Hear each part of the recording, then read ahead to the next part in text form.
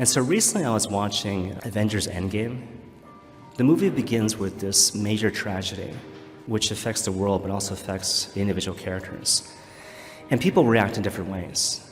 Some people plunge themselves into work, and there's this one guy, he literally moves to Japan, and he starts killing people. I feel like I've lost my family forever. I feel like I've lost meaning and purpose, and so I'm literally going to go to a far distant land and distract myself from my pain by hurting other people. And what happens is best friend shows up, and they have this long history. Without looking at her, he's like, "You shouldn't be here." And then she says, "Neither should you." We all have friends, but there's certain friends who love us so much that they will force us to see the truth, whether we want to see it or not. And here's this friend, like, I pursue you to like the ends of the earth, so you'll see the truth.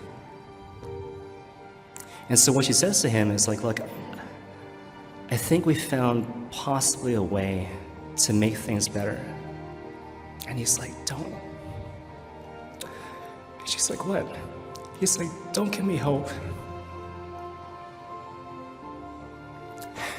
And then she says, "I'm sorry, I couldn't give it to you sooner."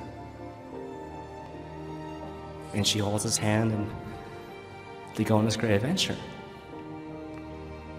You know, when you think about sin, you can look at it like, oh, it's a betrayal of trust, an abuse of one's freedom. But I was watching this scene from this movie, and I thought, you know, this is a really good way to look at sin. Sin is like, I lost hope. And maybe I lost hope a long time ago. And I'm hurting people. I'm hurting myself.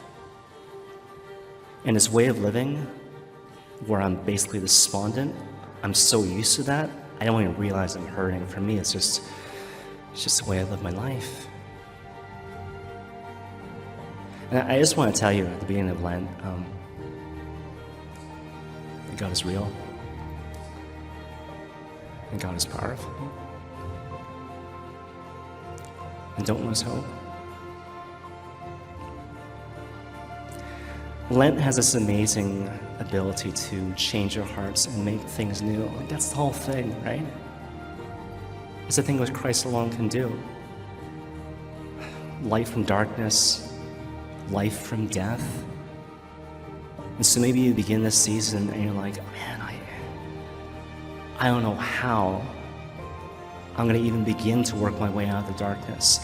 You don't need to know. The only thing you need right now at the beginning of Lent is to have hope.